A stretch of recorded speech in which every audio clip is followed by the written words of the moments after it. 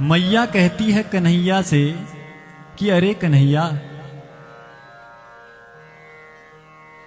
तेरे ये गोवर्धन महाराज तो थोड़ा थोड़ा तेरे ही जैसे दिखते हैं। तब कन्हैया मुस्कुराते हैं, हाँ मैया, मैंने पूजा के लिए कहा है ना, इसलिए मेरे ही जैसे बनकर के गोवर्धन महाराज आए हुए हैं। तो इस प्रकार से सुंदर झांकी गोवर्धन महाराज की हुई। ग्वाल बालों ने तत्पश्चात परिक्रमा की और परिक्रमा करके सभी ग्वाल बाल आनंद से अपने अपने घर की ओर चले गए। परंतु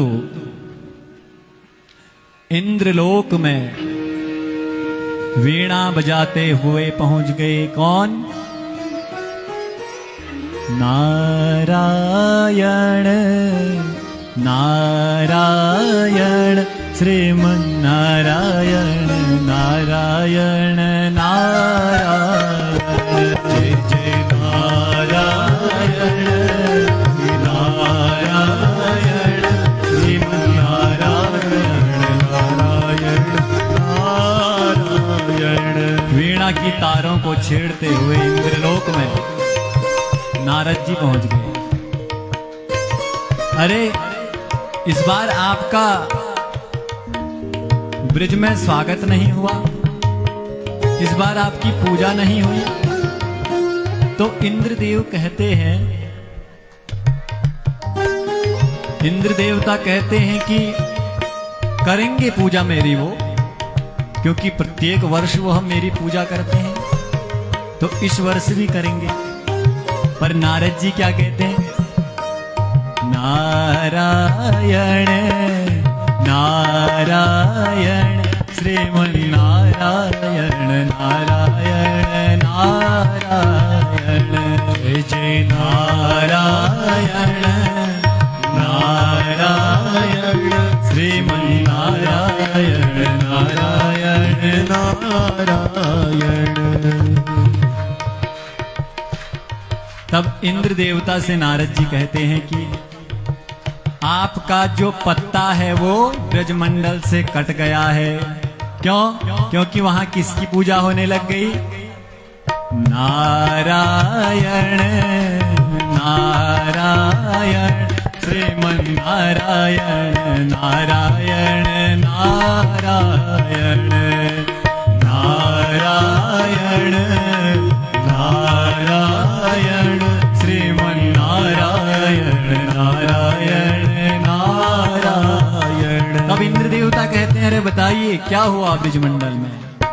तो नारद जी कहते हैं, आपका पत्ता इस बार गोल हो गया, वहां दूसरे देवता की पूजा होने लग गई। किसकी? बोले गोवर्धन महाराज की पूजा होने लग गई है। और वहां सब नाच रहे हैं, गा रहे हैं, थोड़ा आप भी ठुमके मार लीजिए।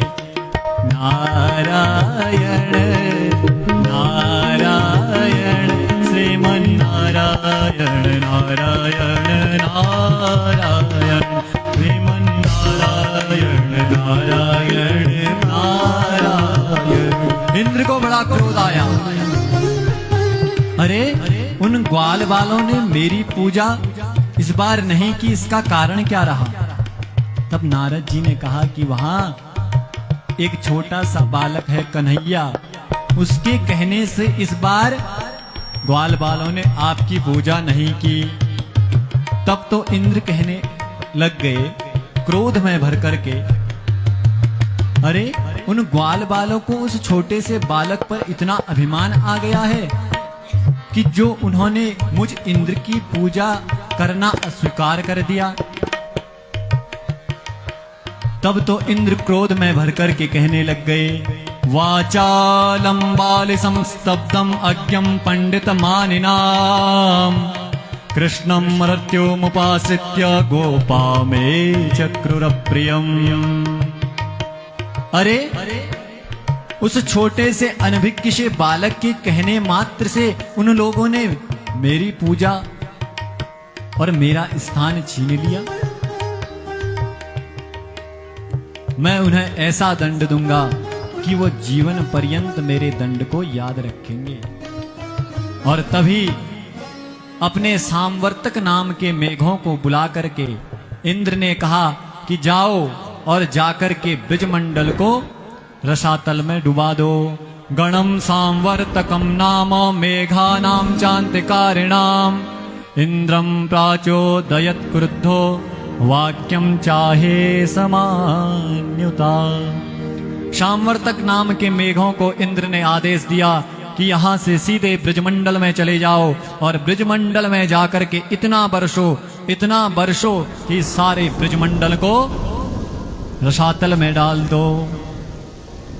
तब तो चारों ओर से घटाएं घिर आई, भयंकर मूसलाधार बारिश होने लगी ब्रजमंडल के ऊपर। और जब ब्रजमंडल के ऊपर मूसलाधार बारिश होने लगी तो सारे ग्वाल बाल घबराए। एक और तूफान आ रहा है, एक और मेघों की गड़गड़ाहट सुनाई दे रही है और एक और मूसलाधार बारिश चल रही है, जिसके चलने से ग्वाल बाल सब घबरा गए और कहने लग गए कि निश्चित ही यह इंद्र का प्रकोप है, वह हमसे नाराज हो गए हैं, रुष्ट हो गए हैं। क्यों? क्योंकि हमने उनकी पूजा का इस बार बहिष्कार कर दिया। तब तो सब ग्वाल बाल कहते हैं कि देखो भैया, हमने पहले ही कह दिया था कि कृष्ण के कहने मात्र से ऐसा मत करो। कुछ लोग होते हैं ना, कुछ लोग ना वाले हो जाते हैं तो कुछ लोग हाँ वाले हो जाते हैं। तो कुछ ग्वाल बालों ने हाँ बोला कि कन्हैया जो कह रहे हैं वही किया जाए, लेकिन कुछ ग्वाल बालों ने मना किया। अब जिन्होंने मना किया था वो बड़े प्रसन्न हो रहे, वो कह रहे हैं अरे भैया, हमने तो पहले ही कह दिया था, क्योंकि यह जनता की हवा कभी भी बदल जाती है। ये कब कमल खिला दे कोई पता नहीं है। हाँ। तो क्या हुआ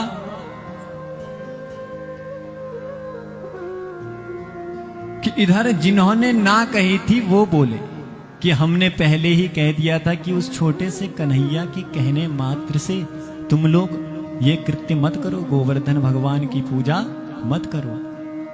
लेकिन जिन लोगों ने कन्हैया पर अपना सर्वस्व अर्पण कर दिया था, उन लोगों ने कहा कि नहीं नहीं, हमें उन्हीं की शरण जाना चाहिए।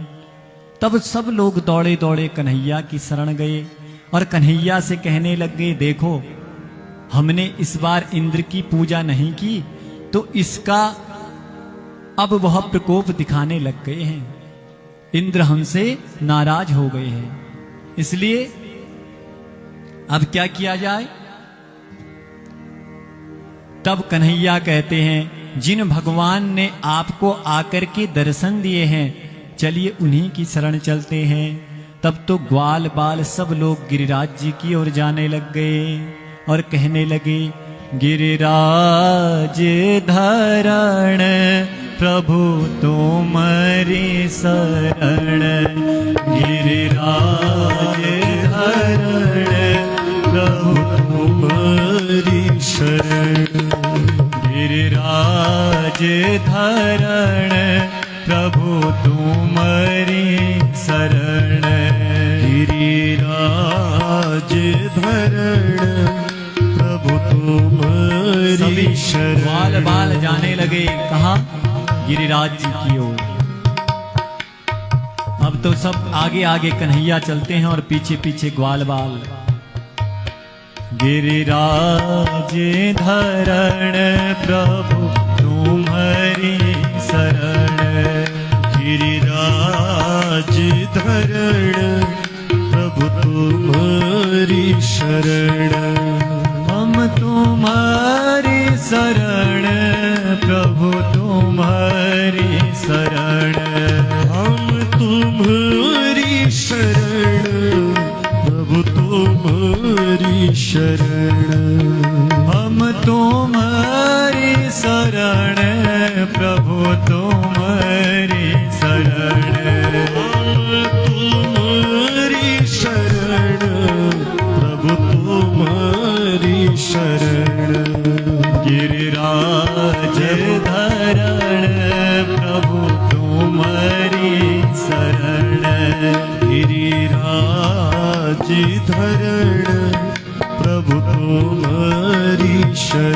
जो कन्हैया पहुंचे हैं गिरिराज जी के पास, कमर से अपनी बांसुरी को निकाला और बांसुरी को निकाल करके सभी ग्वाल वालों को आश्वस्त करते हुए कहते हैं कन्हैया कि अरे ग्वाल वालों घबराओ मत, मेरे देवता मुझसे कहते हैं क्या कि तुम मुझको धारण कर लो। तब तो ग्वालवाल कहते हैं अरे कन्हैया इतना बड़ा 7 कोस का यह गिरिराज पर्वत और तुम इसे धारण करने की बात करते हो, ये धारण कैसे होगा? अरे जब मैंने तुमसे कहा कि हमारे देवता दर्शन देंगे, उन्होंने दिए कि नहीं? सबने हामी भरी, हाँ दिए। जब मैंने आपसे कहा भोग लगाने के लिए वो पाएंगे, जब आपने भोग लगाया उन्होंने पाया कि नहीं? पाया। तो इसी प्रकार से जब मेरे देवता कह रहे हैं कि मुझे उठा लो, तो हम इनको हाथ में धारण कर लेंगे। अपनी बांसुरी से इशारा करते हैं प्रभु, और उन्हें कनिष्ठिका उंगली पर गिरिराज को धारण कर लिया। और सभी ग्वाल वालों को आश्वस्त करते हुए कन्हैया कहते हैं कि आप भी आइए और ये ग्वाल बाल सबको लेकर के इधर आ जाइए, गायों को भी लाइए। सब ग्वाल बाल अपनी गायों को लेकर के आए हैं भीतर गिरिराज के, और सबने अपनी अपनी लाठी लगा ली और सभी लोग कहने लगे गिरिराज धरण हम तेरी शरण, गिरिराज धरण हम तेरी शरण, गिरिराज धरण हम तेरी शरण, गिरिराज धरण हम तेरी शरण, हम तेरी शरण प्रभु तुम्हारी शरण, हम तेरी शरण। और देखते ही देखते क्या हुआ,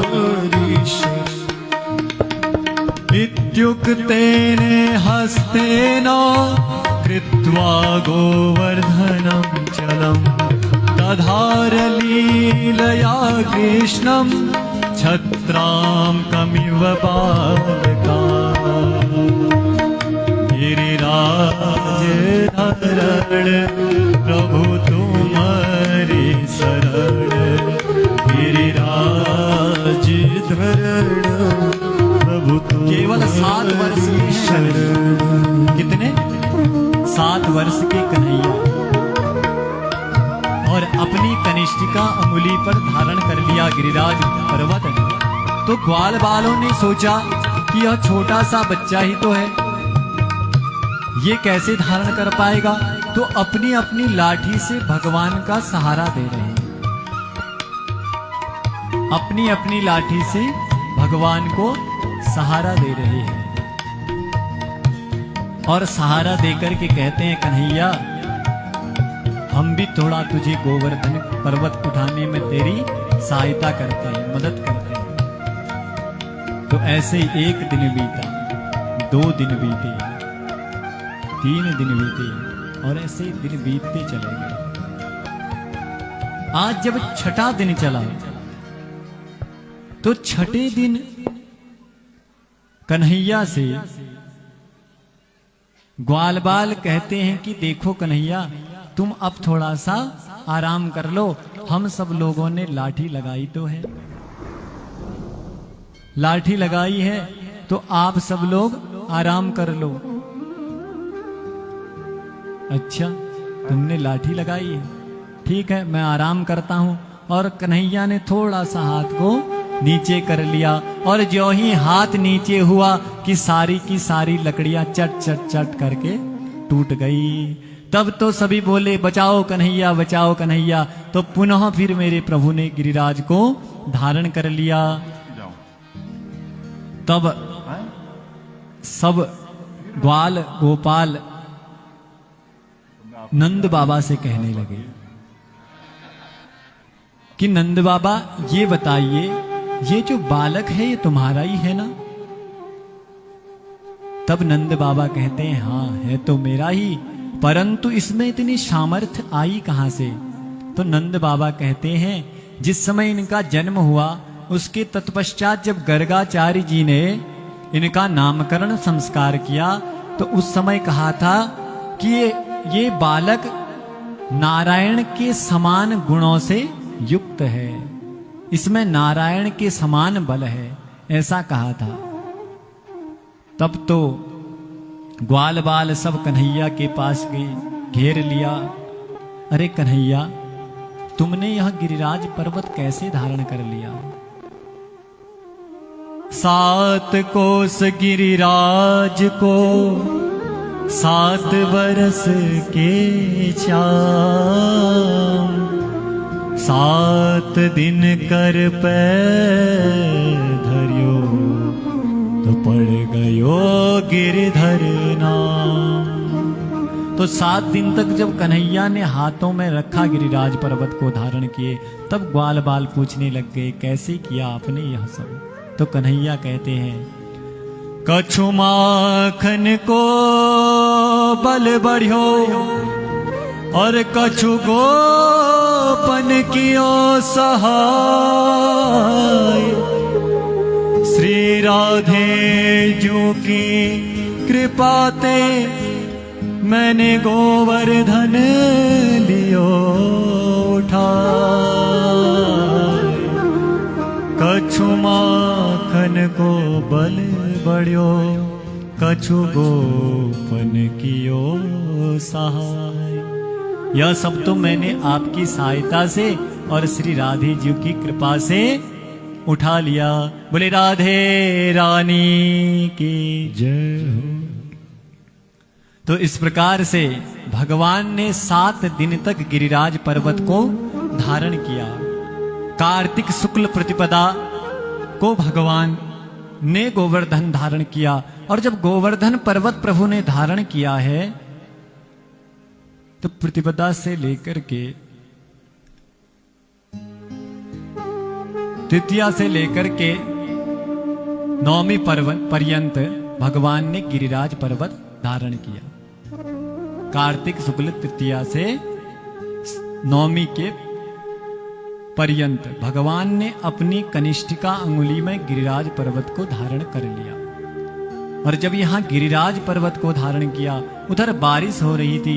मेघों ने में जितना बल था, जितना पानी था, वह सब समाप्त हो गया और मेघ लौट गए इंद्रलोक की ओर। सूर्य की रश्मियां किरण बिखर गई और यहाँ धूल उड़ने लग गई। तब इंद्र को जब पता चला कि ब्रजमंडल में जो हमारे मेघ गए थे वह तो ब्रजमंडल का बाल भी बांका नहीं कर पाए,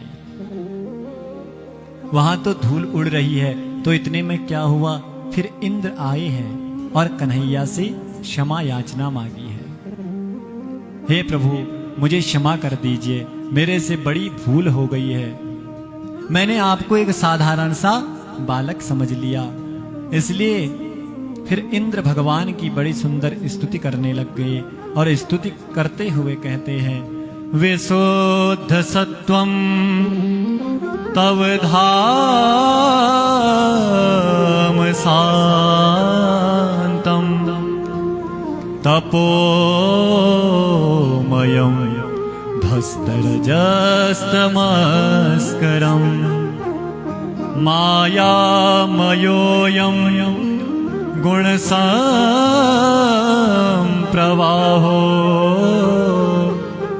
न विद्यते ते ग्रहणानुबंधः।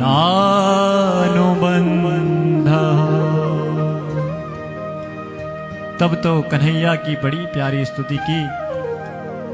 कन्हैया ने कहा कि हे इंद्र, जो व्यक्ति अपने आप को ऐश्वर्य से युक्त समझ के अभिमान की पगड़ी पहन लेता है, धारण कर लेता है, उसके अभिमान को मैं छीर्ण कर देता हूं।